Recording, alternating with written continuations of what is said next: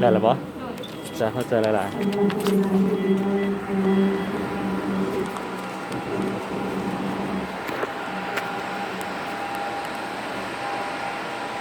อันนี้คือทางลงเนาะทางลง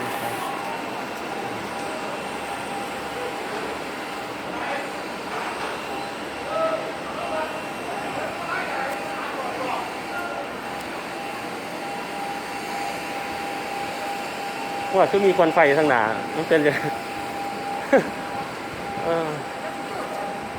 เท่าไหร่เนาะฮะโอ้ยเนาะเป็นตะย่านค่ะจุดอยู่ในเมือง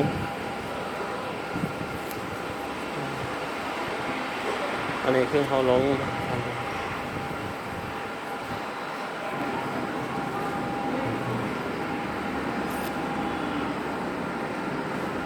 รถถาประกาศว่าได้ยินห่วยตอนซีดีเล่ว่ามาสัน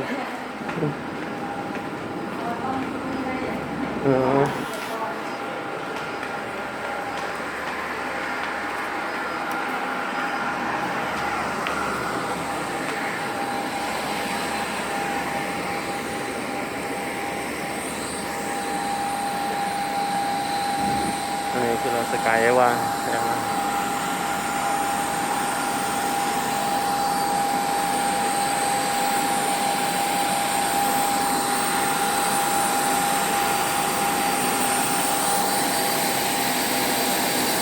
ขึ้นเชียงครั้งแรกเนาะ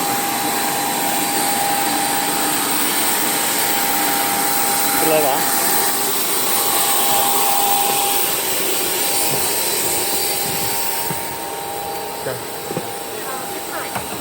สุดท้ายเลยเหรอจะโดยสบายดีจะ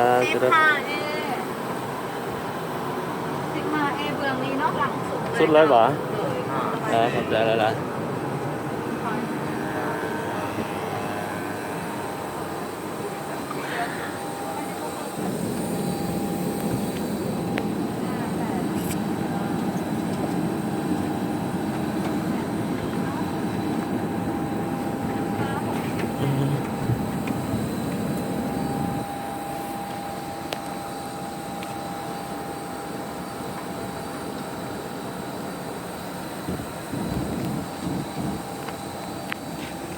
สกาย